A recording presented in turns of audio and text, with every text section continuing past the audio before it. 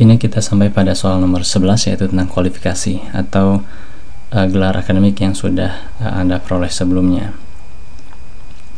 Jika sekarang ini Anda sedang sekolah dan belum lulus, itu juga bisa disampaikan, tapi disampaikan kapan kira-kira akan lulus.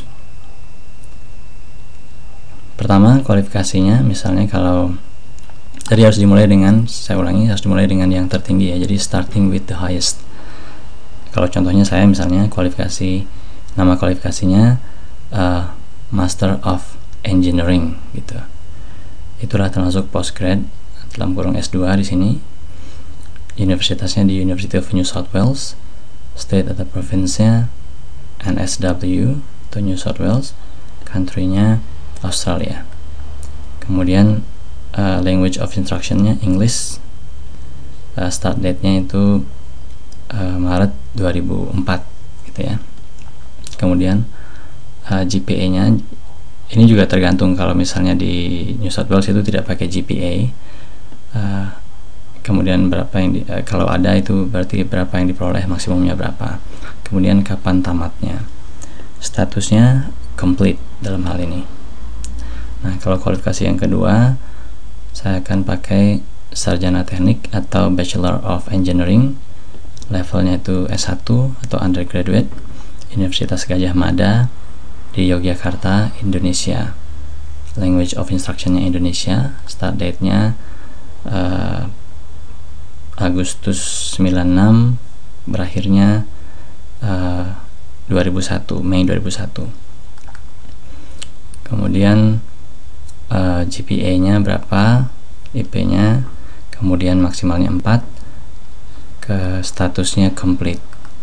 Terus kualifikasi ketiga itu SMA 3 Denpasar, di SMA ya, itulah high school. Kemudian nama sekolahnya SMA 3 Denpasar di Bali, Indonesia. Language of instruction-nya bahasa Indonesia. Kapan mulainya, kapan berakhirnya. Jadi tadi 93 sampai 96. Nilainya berapa? Statusnya complete. Jadi ini bisa diisi, kalau Anda masih S1 sekarang, berarti mungkin yang diisi hanya S1 dan SMA saja. Kemudian English language proficiency. Nah, ini penting sekali ini. Perhatikan lagi syaratnya di sini. Sertifikat TOEFL atau IELTS itu boleh dipakai kalau dia tesnya tahun 2011 atau 2012. Apakah bahasa Inggris merupakan bahasa pertama Anda? Jawabannya umumnya tidak. Kemudian was English the language of your highest level of study? Umumnya tidak juga, karena di Indonesia tidak ada yang atau belum ada universitas yang secara penuh menerapkan bahasa Inggris ya. Atau ada mungkin yang di universitas tertentu di kota-kota besar, saya kurang tahu. Jadi ini disampaikan ya atau tidak. Kemudian, sudahkah Anda tes IELTS atau TOEFL? Tentu saja dijawabnya sudah, karena memang Anda harusnya sudah tes. Kemudian nama tesnya apa? Apakah IELTS atau TOEFL? Kapan itu? Skornya berapa? Tesnya di mana? Teleponnya berapa? Websitenya apa?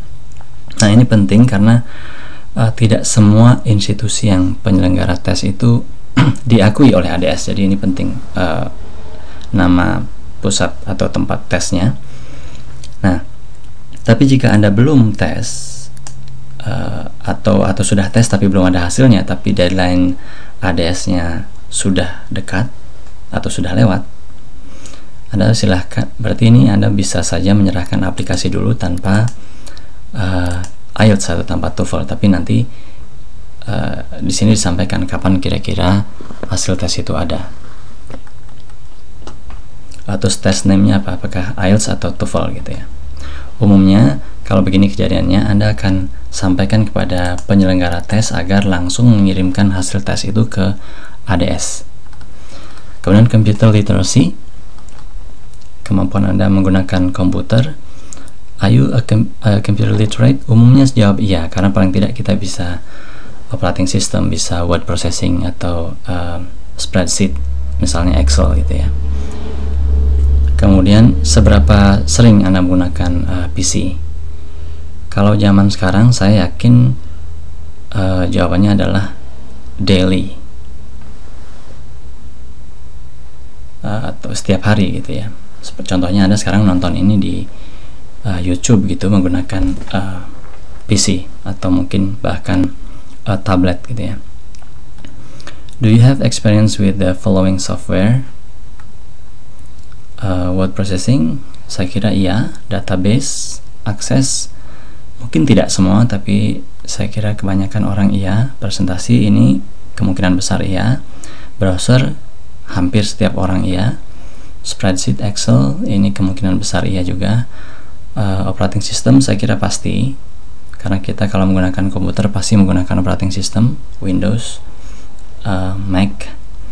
Kemudian email software saya kira iya juga, walaupun seperti tadi saya sampaikan anak muda sekarang banyak yang tidak pakai email lagi tapi hanya pakai Facebook, jadi mereka membuat account email hanya untuk buka Facebook lalu lupa emailnya gitu. Tapi in general saya kira iya, semua orang menggunakan email. Terus paket statistik SPSS ini saya kira tidak semua, tapi banyak juga yang menggunakan SPSS ini.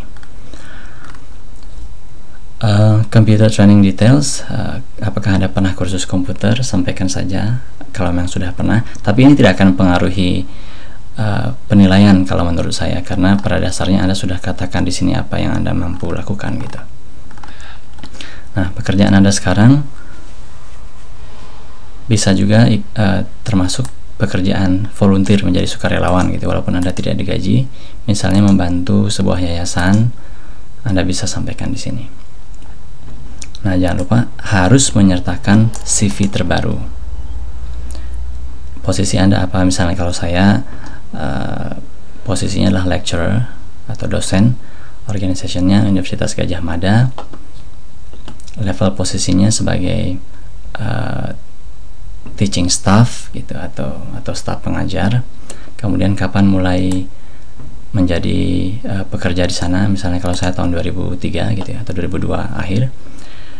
Nah, sektor atau tipe organisasi atau sektornya adalah kalau saya government atau public, karena universitasnya universitas negeri. Mungkin Anda pilih apakah itu LSM atau NGO atau swasta. Nah, briefly describe the work of your organization and the service it provides. Kalau saya cukup gampang karena ini universitas ya, jadi ini adalah lembaga pendidikan, menyediakan pendidikan bagi mahasiswa gitu. Jadi intinya ada 3 di sana, ada pendidikan, kemudian penelitian dan pengabdian pada masyarakat gitu ya. Kalau misalnya Anda kerja di kementerian, mungkin deskripsikan sedikit tentang kementeriannya dulu, kemudian dirjen Anda dan bidang yang Anda kerjakan sendiri, apa tugasnya atau apa pekerjaannya gitu. Kemudian tugas Anda secara pribadi apa atau tanggung jawabnya. Kalau saya jelas mengajar itu tadi, kemudian meneliti, menjadi pembimbing mahasiswa, dan seterusnya. Kemudian apakah Anda akan kembali ke organisasi tersebut? Kalau menurut saya jawaban yang lebih baik adalah iya, karena ini menunjukkan bahwa kita memang kembali ke Indonesia mengerjakan pekerjaan yang sama dengan cara yang lebih baik gitu ya. Nah, jika iya, tanggung jawab apa yang akan Anda harapkan setelah lulus S2 atau S3 dari ADS? Tentunya di sini ada hal yang sebaiknya meningkat dari apa yang Anda lakukan sebelumnya. Misalnya kalau saya harus tulis di situ peran yang akan dilakukan misalnya adalah membuat atau mendirikan sebuah pusat studi, misalnya seperti itu, atau mengaktifkan pusat studi, atau meningkatkan jumlah publikasi, kemudian menjalin kerjasama dengan institusi luar gitu, misalnya seperti itu ya. Kemudian secara spesifik tugas apa yang akan kalau ini tadi umum sifatnya ya, peran-peran secara umum. Kalau ini tugas secara spesifik apa? Misalnya kalau Anda berharap Anda akan diberi tugas untuk menjalankan sebuah unit, misalnya seperti itu, atau diminta menjadi direktur sebuah unit atau menjadi koordinator sebuah program, misalnya seperti itu, yang terkait dengan yang Anda pelajari sekarang. Jadi ini lebih spesifik, ini umum, ini spesifik.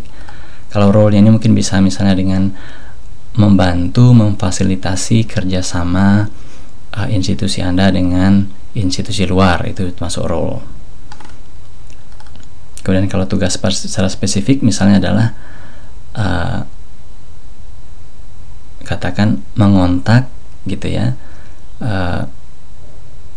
universitas atau institusi di bidang terkait di Amerika atau di Amerika Utara, misalnya seperti itu, untuk kemudian menjajaki kerjasama. Jadi ini menurut saya ini harus ada keterkaitan antara role dengan tugas spesifik itu. Kemudian relevant employment, jadi tugas previous relevant employment, pekerjaan Anda sebelumnya. Kalau saya sebelum jadi dosen di UGM, misalnya saya bekerja di perusahaan swasta gitu, disebutkan di sana title-nya apa, tugasnya apa, kemudian tanggung jawabnya juga apa. Di sini juga ada kapan mulai, kapan berakhirnya. Kemudian saya juga pernah kerja di, misalnya saya pernah kerja di Astra, sebelumnya saya pernah kerja di Unilever gitu, saya bisa tulis di sini. Kemudian ada interview center. Jadi ingat bahwa setelah formulir ini dikirimkan akan dinilai, kemudian Anda akan dipanggil, kalau lolos ya, Anda dipanggil untuk tahap berikutnya, yaitu tes IELTS dan interview. Jadi ini harus Anda sampaikan. Misalnya kalau saya ada di Jogja, saya akan sampaikan tes yang di Jogja, atau pilih kota terdekat dari tempat tinggal Anda sekarang, atau kota yang paling mudah Anda jangkau. Jadi silahkan diisi di sini. Kalau misalnya nanti suatu saat ketika Anda dipanggil ternyata ada perubahan, Anda bisa saja kirimkan email atau surat kepada AusEd minta agar tempat interview Anda itu dipindahkan. Tidak menjamin akan dikabulkan, tetapi saya kira itu wajar dilakukan. Misalnya sekarang Anda ketika mendaftar ini ada di Jogja, Anda tulis interview centernya di Yogyakarta, tapi ternyata begitu nanti ada pengumuman Anda sedang pindah gitu, karena urusan keluarga misalnya ini ya, ke Jayapura. Daripada Anda terbang dari Jayapura ke Jogja misalnya, Anda bisa saja mencoba mengirimkan surat kepada AusEd agar mohon interviewnya atau tesnya di Jayapura. Jadi kita akan lihat bagaimana komentar mereka. Jadi demikian, nanti kita akan lanjutkan lagi informasi berikutnya di video selanjutnya.